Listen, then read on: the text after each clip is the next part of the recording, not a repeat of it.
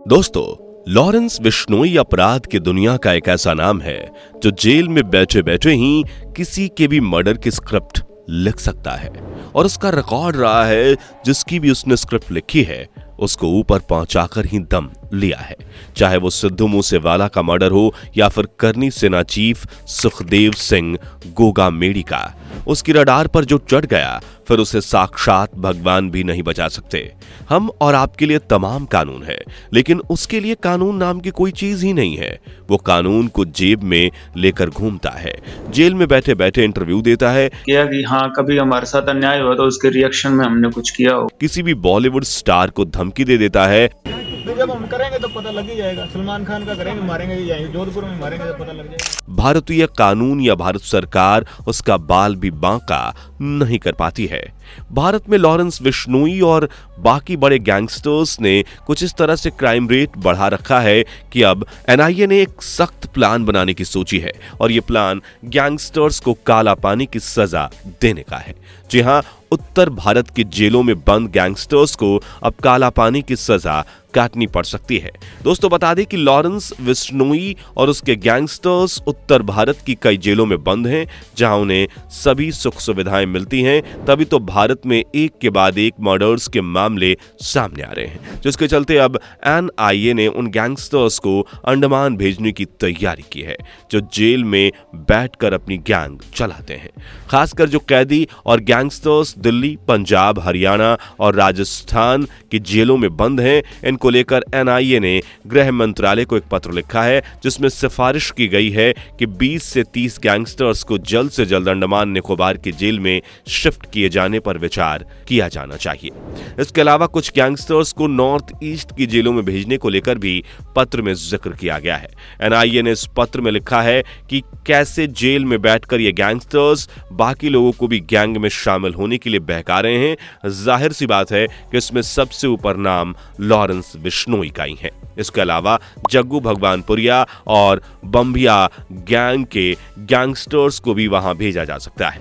Police अधिकारी बताते हैं कि लॉरेंस बिश्नोई भले ही एक शख्स हो, लेकिन उसकी परछाई में कई गैंगस्टर्स के चेहरे छुपे हुए हैं। बता दें, लॉरेंस बिश्नोई ने पैसों से पावर बटोरने की कला जग्गू भगवानपुरिया से सीखी, और गैंगस्टर नरेश शेट्टी, संपत नेहरा और मर चुके सुक्खा के साथ मिलकर उसने हथियार के दम पर उगाही करने का देश का सबसे बड़ा नेटवर्क भी बनाया।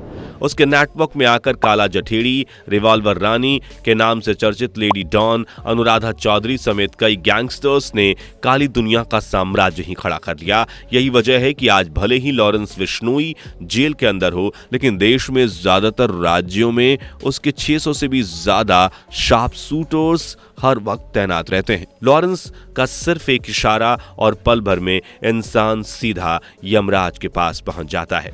ये लॉरेंस बिश्नोई का शातिर दिमाग और तेवर ही है, जिसकी बदौलत उसका नेटवर्क कई राज्यों में चल रहा है। वैसे जन्मस्थली और गैंगस्टर के पैतरे उसने पंजाब में सीखे, लेकिन उसके पावरफुल नेटवर्क्स न सिर्फ पंजाब बल्कि राजस्थान, हरियाणा और दिल्ली एनसीआर में भी फैले हुए हैं। आज वो जेल में रहते हुए भी पुलिस के लिए उतना ही सरदर्द बना हुआ है जितना बाहर रहते हुए था। कहा जाता है कि लॉरेंस बिश्नोई न सिर्फ दिखने में देश का सबसे स्मार्ट गैंगस्टर है, बल्कि उसके काम करने का तरीका भी उतना ही स्मार्ट है। और यही वजह है कि 17 जनवरी 2015 को जब पंजाब पुलिस उसे कोर्ट में पेश करने जा रही थी, तभी वो चकमा देकर भाग निकला। कहा जाता है कि यहां से भागने के बाद वो नेपाल गया और वहां से आधुनिक हथियार लेकर पंजाब लौटा, लेकिन उसी दौरान 4 मार्च 2015 को वो फिर से पंजाब पुलिस के हत्थे चढ़ गया। भले ही वो पुलिस की गिरफ्त में आ गया, भले ही वो जेल चला गया, लेकिन उसे सुपारी मांगने, गैंग्स को ऑपरेट करने और जेल के बाहर मर्डर करने से कोई नहीं रोक सका। वो जेल में ही फोन के जरिए अपनी गैंग्स को चलाता रहा, और आज भी वो जेल में बैठकर ही सारी वारदातों को बड़ी ही स्मार्टली अंजाम देता है। वो जेल के अंदर रहकर ही फोन चलाता है, फेसबुक पर फोटो अपलोड करता है और जेल में जिम भी करता है, जिसकी फोटो फेसबुक पर भी आ जाती है।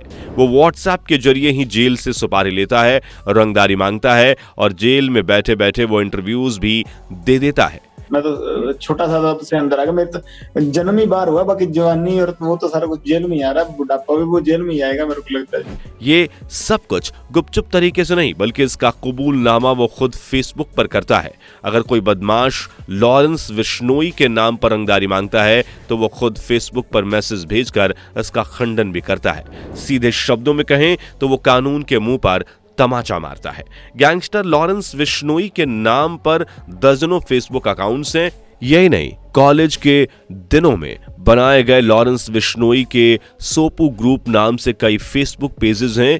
इन फेसबुक पेजेस को देखने से एक बात तो साफ होती है कि भले ही लॉरेंस विश्नोई ने कई रंगदारी और कई कत्लों को अंजाम दिया हो, लेकिन लड़कियों के साथ होने वाली छेड़छाड़ या किसी भी तरह की घटना का लॉरेंस खुलेआम विरोध करता है। वो कहता है कि किसी ने ऐसा किया तो वो उसे छोड़ेगा नहीं। दोस्तों, अपने आप को शहीद भगत सिंह का भक्त बताने वाला लॉरेंस हमेशा अपने आप को क्रांतिकारी बताता है। हालांकि पुलिस अधिकारी कहते हैं कि लॉरेंस सिर्फ 2 फेसबुक अकाउंट्स चलाता है और बाकी फेसबुक पेजेस और अकाउंट्स उसकी टीम हैंडल करती है।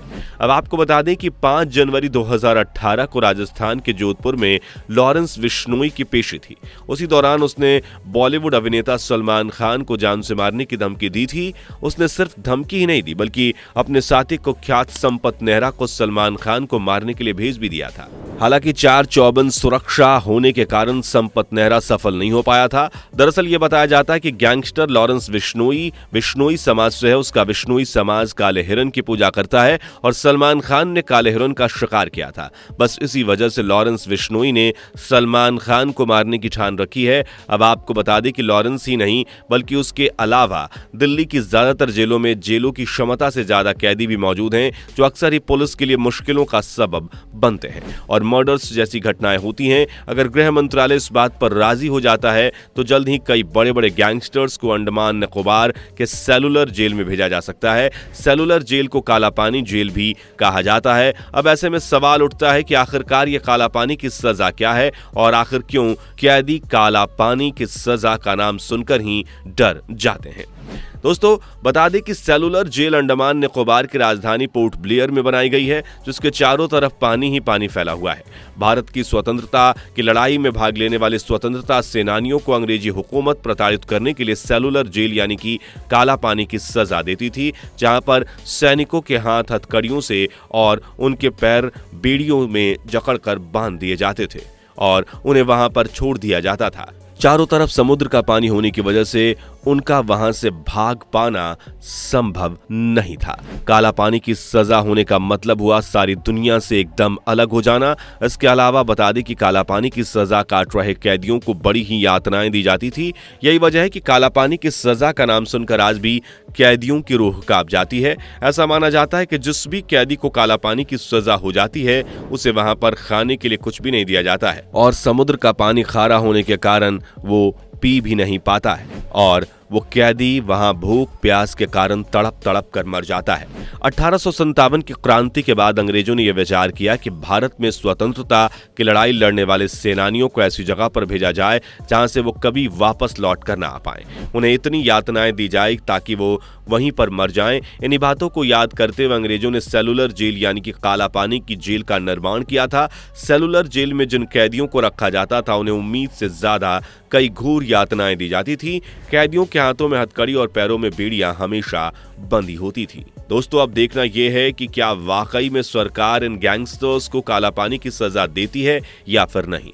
क्या इन गैंगस्टर्स को काला पानी की सजा मिलनी चाहिए या नहीं? नीचे अपनी राय कमेंट्स में जरूर दें। जाने से पहले वीडियो को लाइक शेयर जरूर करें और ऐसी और वीडियोस के लिए इस चैनल को सब्सक्राइब करके बेल नोटिफिकेशन को भी जरूर ऑन कर लें। धन्यवाद।